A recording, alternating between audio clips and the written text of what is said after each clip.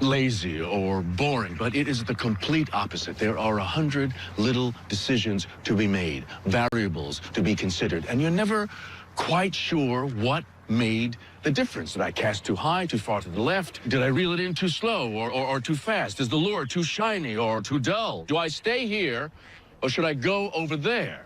And you know it's not luck, but you do not know by how much. Because I am never disappointed out here, because I don't expect anything, because anything is possible. I can be hopeful out here, even in failure. Because I know if I just go out there around that tree, it might be different. Something might be different. Something I do might make a difference. I can't do it. Okay. We'll do it live. Okay. We'll do it live. Do it live. I'll write it and we'll do it live. And thing sucks. Ian. Hell yeah! Angler's choice, baby! John Moore's, White River, Ranger, Triton, Nitro. Let's go, baby! Woo! What the hell is even that? You're listening to Fishing the DMV with your host, Thomas Ahrens. Fishing the DMV is brought to you by Jake's Bait and Tackle, located in Winchester, Virginia. If that doesn't get you jacked up, I don't know what will. A sniper's dream, 100 bites of memory. He has me forehead, and after head goes brace vertical. No matter who he races, he gonna have a head start. Frontal glow. Remembers what happened to Mom. His father stands on the second floor. Why can you still see his forehead with the comments open?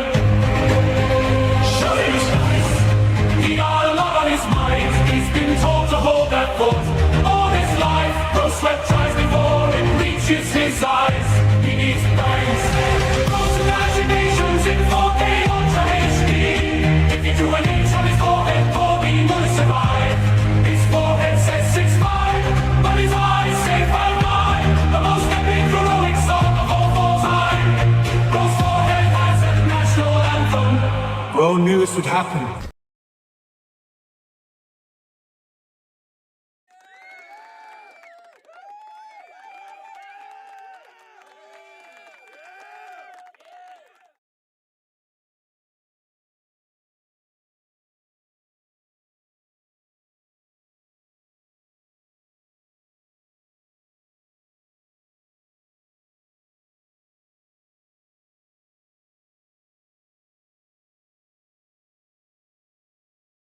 You see, that's why we do the mic checks. Justin B, how's this sound now? Is this better or worse? That's why we always do the mic check in the beginning. Let me get another thing in there. At least on my end, it says that there is audio. Yeah, it says like there's audio on my end. Can you guys hear me now? Now you're good. All right, cool. All right, good morning, everybody. How's everybody doing today on this amazing Friday, the last weekend of May? It's really weird to call it the last weekend of May when it's split right down the middle with June on good old Sunday. So today, this is something that, believe it or not, came up in Patreon. So if you guys don't know, head on over to Patreon, go support the show. They give me thoughts and ideas of new content and things that we can do. And this is one of them. And they said, like, just doing basic stuff, meat and potatoes, talking about fishing, how to throw baits. Had a couple of high school Patreon supporters asking about just kind of doing the boring old stuff. And at first I thought, like, you know what? I don't really want to do that because I feel imposter syndrome. I really do when it comes to a lot of this stuff. I talk to intelligent people. I talk to people with a lot of experience, but I've never felt like I was the bastion of knowledge when it comes to a lot of these things. But, with that said, I thought we could kind of get into it today. We're going to be talking about high water. I thought that was an interesting topic to kind of talk about, especially for newer anglers in the situation. If you guys don't know, Upper Potomac is ripping right now. The Shenandoah River, we had two blowout rain events, one back in early May. Actually, when I won that, around the same weekend that I won the NI event for MVKBA. And then we're here again with the second big rainfall that canceled a couple of tournaments this weekend. I think Mid-Atlantic was postponed until further notice. Go check out their Facebook page if you were going to be fishing that. The Jackson Kayak event has been moved to Sunday. At least that's the last thing I heard of it yesterday when I was messaged about that. So if you guys are interested in those events, go check out those pages. And then, next week, we have the Virginia Bass Kayak event on the Shenandoah River. Knock on wood. Hopefully that event doesn't get blown out. But anyway, I thought it was a very topical time to talk about just kind of high water events, how to fish them. Pretty straightforward show. If people have questions, kind of, drop them in the old chat. When you're dealing with high water, there's two different situations that really come up, and that will be lake and that will be river. River smallmouth are a completely little different breed than talking about high water that you get on a lake. A Lake Anna is going to be the example that I use here in a minute. And it really freaks a lot of people out, or at least the people that I guess mentioned the question on Patreon. So I thought we'd get right into it. First thing we're going to do is a quick little talk through about what rain does, what high water does to specifically the lake fish. We got Josh Evans here. We got Joshua says, morning, dude. Jackson Trail and the Jackson Kayak Trail and MAKBF will be next weekend. Oh, darn it. Shoot. I guess I'm going to have to get a refund then, because I'm fishing the bass on the Shenandoah River that weekend. Darn it all. So anyway, all right. Anyway, with that said, high water. So when you're talking about high water on a lake specifically, super duper, we're going to keep it basic, work our way up. When you have that water rising, people get a little hesitant about what is going to be able to be done. We're going to break it down real simple here as my brain wakes up this morning. As that water rises, it gives the fish more real estate. Most of the fish will be moving up shallow. Why are they doing this? They're following the insects, the bait, the shad, the new forage. That's the reason they're going to be moving up. What really freaks people out with this is all the new real estate that you're going to have to be fishing. I think when you get up in these situations, like you will see, like I happened on Nye, it's really unique at how you can view it and how you break it down. So example is, let's say on a classic lake where, let's go again, Lake Anna for an example, water's at normal levels. When you have that increase in water, but let's just say 12 to 18 inches, those spots that, let's just say where they would usually be in a clear morning day, let's say it's about 4 or 5 feet of water. It's a stump on top of the point. That actually might be, in regular conditions, their go-to spot to begin with. But what would happen is the day would roll on, they would drop down to the point. This time of year, when you're dealing with these high water events, especially in the spring, going into the summertime, when you have so much of the fish population already pushed shallow, you have this high water, it's going to keep them shallow. And what's going to happen is that primary position that was in 4 feet of water is now in 8, 6, 7, what have you, feet of water, that stump. That stump becomes their secondary point. So in regular conditions where they would go up to the stump to feed early, and then they would pivot all the way back down to the bottom of the point as the sun came up, what I think happens a lot of times is that stump, they'll start at that stump, and then they'll move into that dirt shallow water. And to kind of give you an example here, let me share my screen. We go with the old Earth of the Google. I mean, this stuff is pretty basic stuff here. So this is back in 2017. As you can see here, when I click on this button, you can see all of this is just flooded with water. So let's just go back to, let's go to 2015 right here. Perfect. All right. So we see on top of this point right here, we're just going to visualize this as a bunch of stumps. Just make it really easy. Okay. Couple of inches of water if satellite imagery is actually kicking this up. So in the summertime on a regular flow, those are going to be those areas that you're going to be hitting with top water, your regular search baits in the morning on like a Lake Anna. And then as the sun comes up, they're going to be dropping off. But when you have this high water event, boom, and then you flood all this stuff, in my opinion, my hypothesis, especially this time of year, that stump on top becomes that secondary point. So they're going to be up in almost dirt nut water.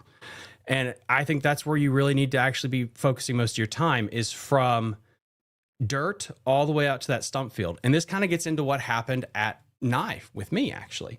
At Nye Reservoir last year, the water was down probably about 6 to 7 feet, honestly, 6 to 7 feet, dirt shallow. I go there for the event and I practiced the weekend before. And the pads have a normal amount of water, regular amount of water in them. When I get there in the tournament, though, we had all that rain the whole week leading up to it, monsoon events. The water was up by about 1.5 feet easily. And one thing that you could tell is all the bank weeds that the week before had maybe an inch or two of water on it. Now you had all that water pushed up against it. And that's one of the issues that you're going to see, and I think gets people daunted with high to water events, is now you have all this flooded vegetation and stuff. Where do I start with this? When you're dealing with hard stuff like a lily pad line, a grass line, something like that, just because the water level has gone up 1.5 feet, it doesn't mean those spots still aren't actually accessible. When I went into the back of Nye and I got back there, a lot of lily pads were now underwater. Your first thought would be to run straight to the brink and try to find that hard line, fish the inside line primarily, and not worry about the outside edge. When you have that high water event pushing up, you still need to hit those key points as you work up. Do not just go straight to the bank. If you have your stump, or in my case, I had my lily pad points, I hit those first. And as I hit them, then I would work all the way into the dirt, and then I would come out and work back in. Now that's just for lily pad fields, so I can kind of triangulate them, because there'll still be fish on those old edges, the stump, the lily pad points, and everything. The hard thing with the high water is, again, it's just so much more real estate. You got to cover a lot more water. Another really interesting piece of advice here for the kids. The reason they always say looking for steep banks is because, let's say one half of the lake is a hayfield and the other half has a 90-degree tapering rock bank. If you add 3 feet of water and it floods the hayfield, think about how much real estate you have to cover. Versus if you use like a Google Earth, like I have up here, and you can try to start looking for these steeper banks. And what that'll do is it kind of concentrates the area that they can go. They're going to move up. So if there is a tree that was out of the water that's now flooded and it raises it a little bit, you kind of know where they're at. They're not too spread out. Versus if you get to flatter parts, or like what happened at Nye, because you had so much vegetation and crap on the shore, it could be daunting where that would push the fish all the way shallow, dead nut shallow.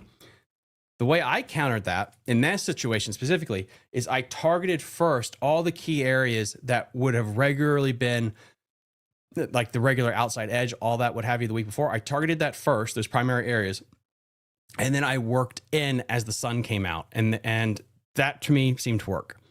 So pretty much that's kind of like fishing 101 with high water. You can use Google Earth Pro. I always recommend everyone get something like this. You can drop it to 3D effect if you want to, get it down really close, and you can see the topography. That is absolutely huge when you're breaking down a lake, when you're thinking you're dealing with high water or low water events, something like that. So that is like, now, bait-wise, it's going to be the same thing. I'm going to be talking about smallmouth, so I'm going to save it for the end. Let's talk about rising water. Let me pull that up here. Where did I put that video? Oh, here it is. All right. So when you get rising water on a river, I think this is what freaks out the most people. And because you just see all this water turning up, this mud, how fast the current is ripping. And it's literally the easiest type of fishing there is. With the higher current, it is going to extremely concentrate these fish into certain areas. And I thought we could just do a water current breakdown video just about how to read water. I thought that might be beneficial to some of the newcomers. And I'll be starting this. Actually, I'll just keep running right now. Hopefully it'll run. Let's see. There it is. All right, cool. Sweet. All right. So you see all this turning water. You see how high it is. You're going to get nervous. You really don't have to be. Current can get too fast in certain situations to where the fish won't be in it. It is one thing and this is not always the case. There will be exceptions. People will be in the comment section being like, I caught him during a hurricane, dead nuts middle of the river. That will happen. But in general, When you get these high water events, that current can get too fast for them, what they're accustomed to, where it's just not worth it for them to be out there burning that energy.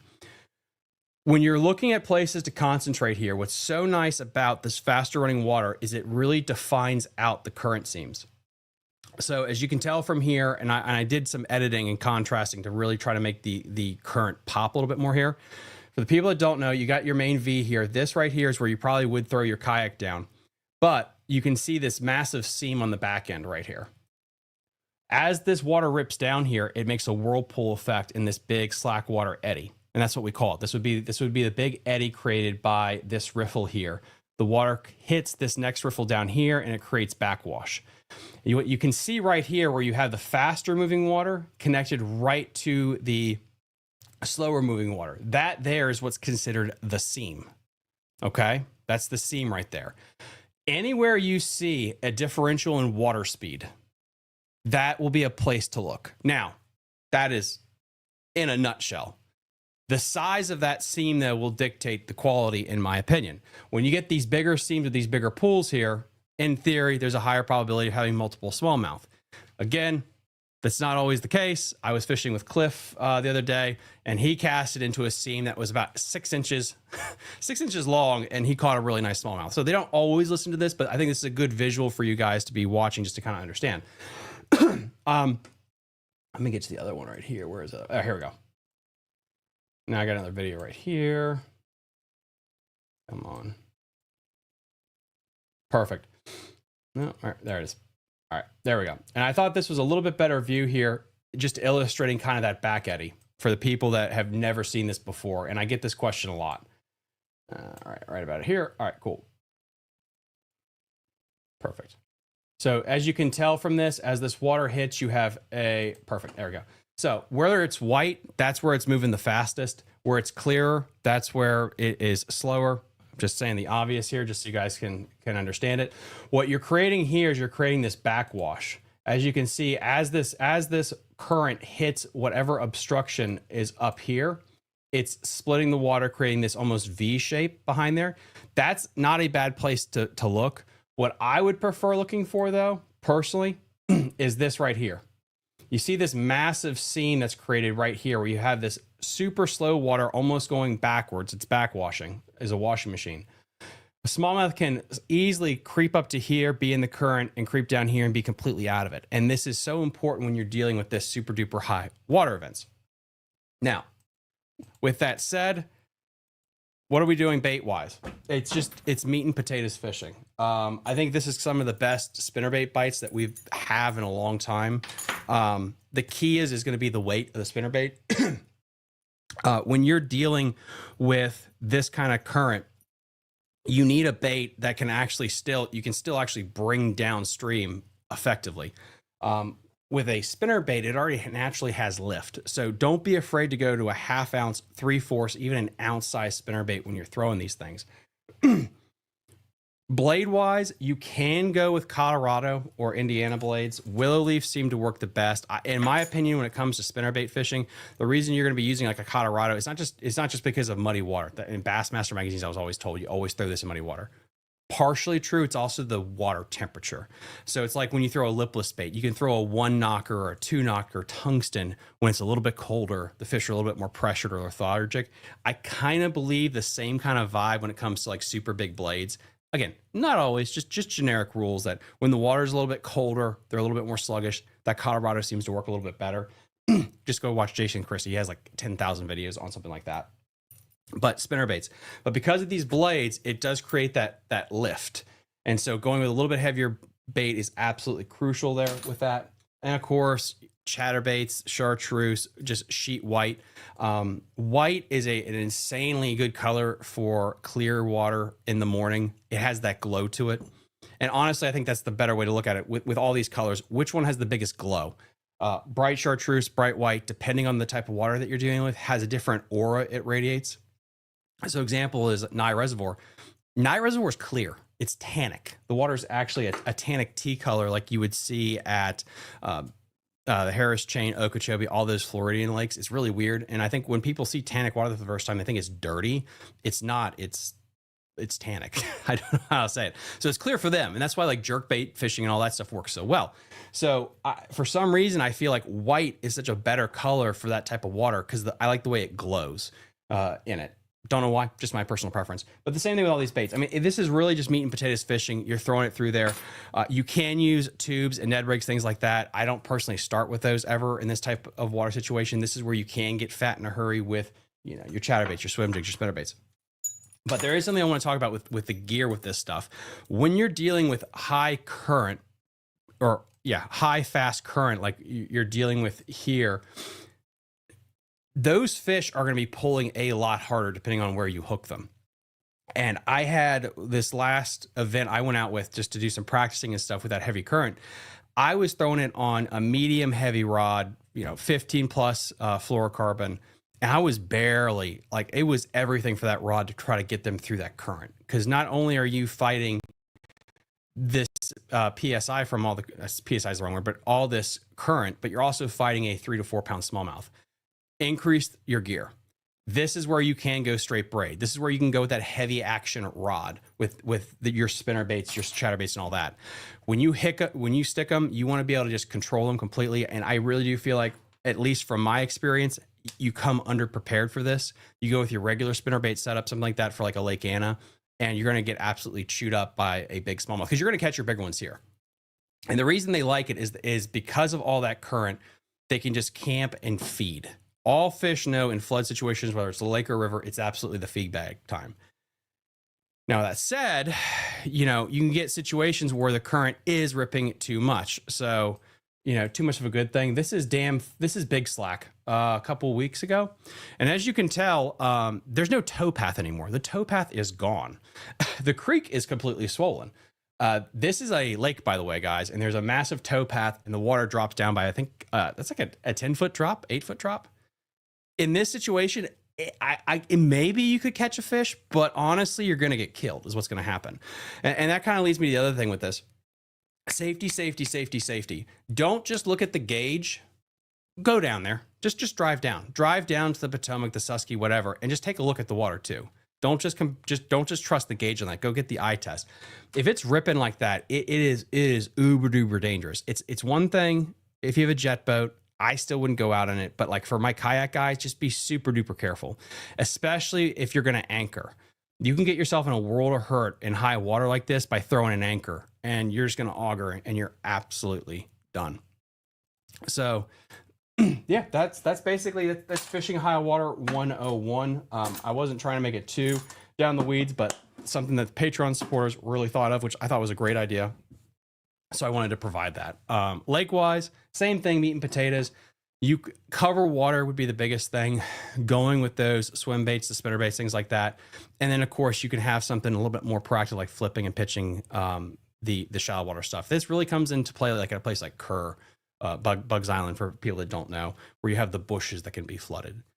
And why are the bass there? The bass are not just there just for fun. It's because there's a bluegill or they're the shad that move up. There's some reason that'll keep them there. And so something that I think that helps a lot for me is you're not looking for bass always. It's looking for the bait. It's looking for bluegill. Do you see bug activity? It's weird where you'll find some green trees that just seem to be swarming with insects, or there's a lot more bugs and crap in the water. Generally, those areas, there's going to be more minnows, bluegills, and then the bass will be there. At Nye, again, this is just observation, is I would just sit there and listen. And you're listening for those bluegill kissing. You're looking for dragonflies and bugs and shit in the water and looking for a little kissing on the water, because bluegill are one of the main forages in these pad fields. Where you're seeing or hearing all that popping in the water, like little pop rocks, that's the area that has the activity. That's where you want to kind of really triangulate your efforts. Where you see herrings in lily pad fields, it's the same thing.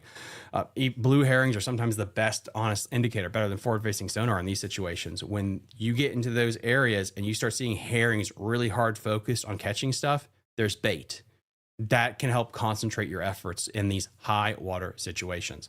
And then again, as the water recedes, it's super easy because it's just going to concentrate those fish on the next available cover. So example is, again, as that water recedes, that stump that we were talking about earlier becomes more and more of a prime focus for them. And this is a lot easier, I think, to deal with on lakes where it's like you have a dock to a stump. You know where they're going to go. You have more of a hard line.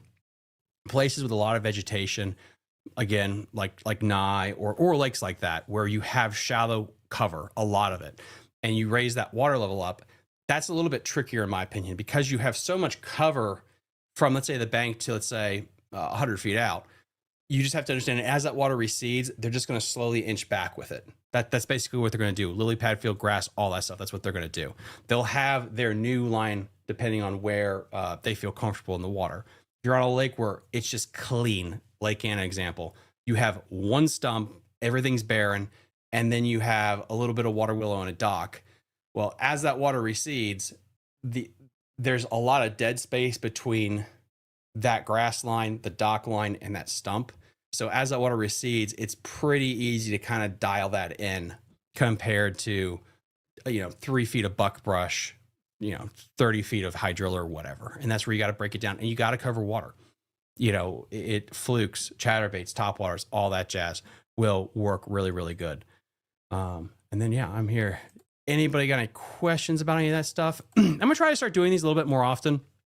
Again, on Monday, I have, who's my guest Monday?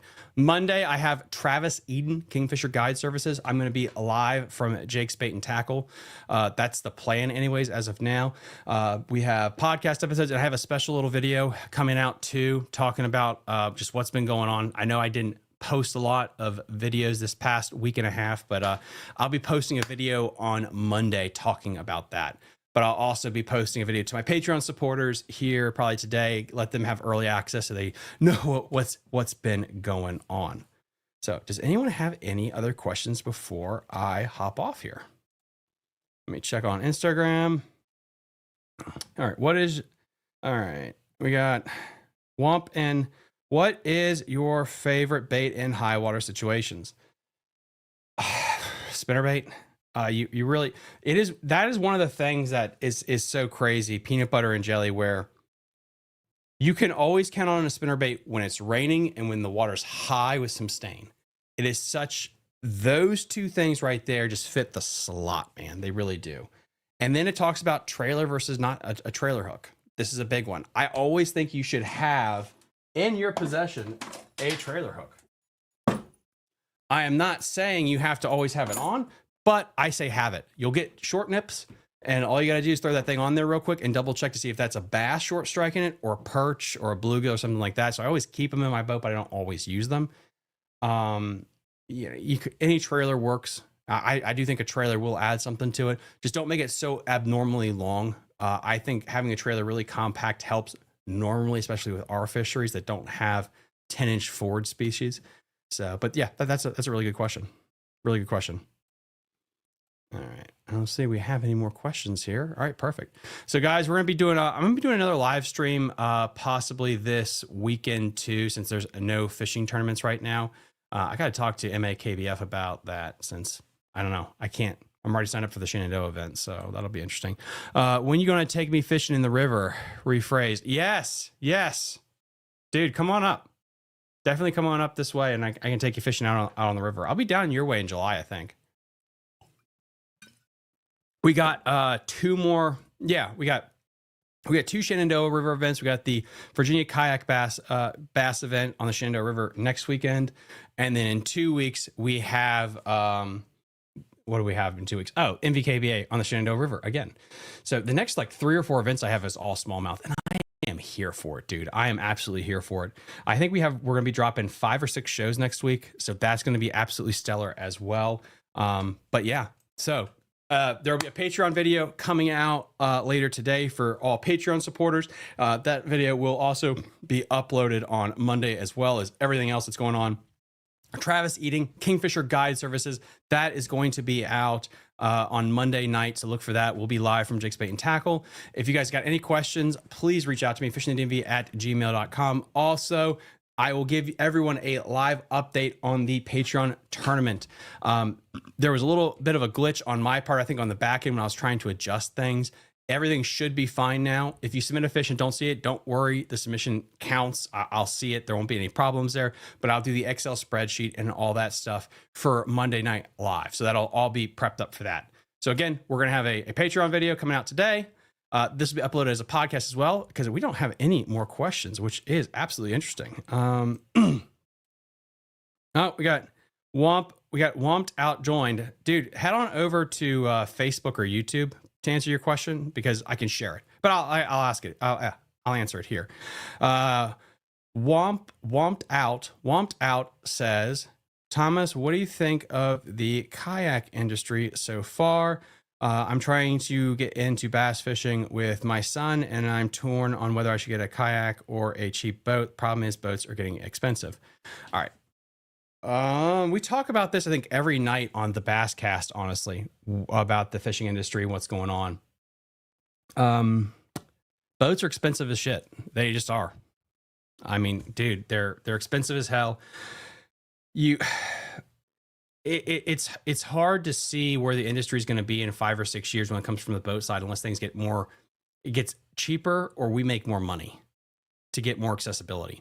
Kayaking gives you the accessibility. You can fish tournaments. You can fish different types of tournaments. You can scratch the competitive itch, which is so important. And you can gateway drug it up to a bass boat if you want. I think Big DTV, he does kayak fishing and he does boat tournaments now. It's the same thing. The interesting thing with kayaking, though, there is a level of independence that is nice in certain situations. But if you're a kid, if you're a dad trying to take your kid out fishing, yeah, that's a problem. You're probably not going to want to put little Timmy out on a kayak all by himself at first. That's where that boat kind of comes in. But yeah, dude, we argue about that all the time on Brian's channel. I think the kayak industry is going to keep eating more and more of the pie. That's what's going to happen. We all know that's what's going to happen. Let's just not kid ourselves here. Bass fishing is just getting way too expensive. But maybe it becomes like golf, and it just becomes, an expensive side sport for the rich and the people that own side businesses. But who knows? Who am I to kind of judge on that? Who am I to try to judge on that? We got comments here. We got Morning, my dude. We got David Williams, good stuff. And then, have I seen the new Randy Blockett? Now, Randy Blockett is a piece of shit. I'm sorry. I didn't want to cuss, but it's just, he just does clickbait videos is all it is now. He is the stereotypical old man arguing with clouds. He has some good points, but it just gets washed out by everything else that he's been doing lately, which is sad. It's really sad. I think it's here to stay. It is what it is. I think we're going to end up having 2 leagues. Worst case scenario, we have 2 leagues, and one will allow everything and one won't. And that's just how it's going to be. You're going to have your regular football and you're going to have your arena football. And we just got to be comfortable with that, honestly. So, but no, good questions, guys. And yeah, we got no more else there. Perfect. And yeah, let me know in the comment section down below. Do you enjoy these morning streams? If this is something you want me to continue, kind of let me know. Shame, I missed your answer. Went to commercial right as you started. Yes, I'll take you fishing, Bruce. Absolutely. I don't know why commercials are playing. Commercials shouldn't be playing on live streams. That's weird. YouTube. You gotta love it. But yeah, that was my answer. Yeah, absolutely. I'll take you fishing, dude. But yeah, so guys, that's what I have for you right now. Just a short little sweet video talking about high water. Be safe out there. More content coming next week. And yeah, I will see you guys next time on Fishing the DMV. Bye. You're listening to Fishing the DMV with your host, Thomas Ahrens. Fishing the DMV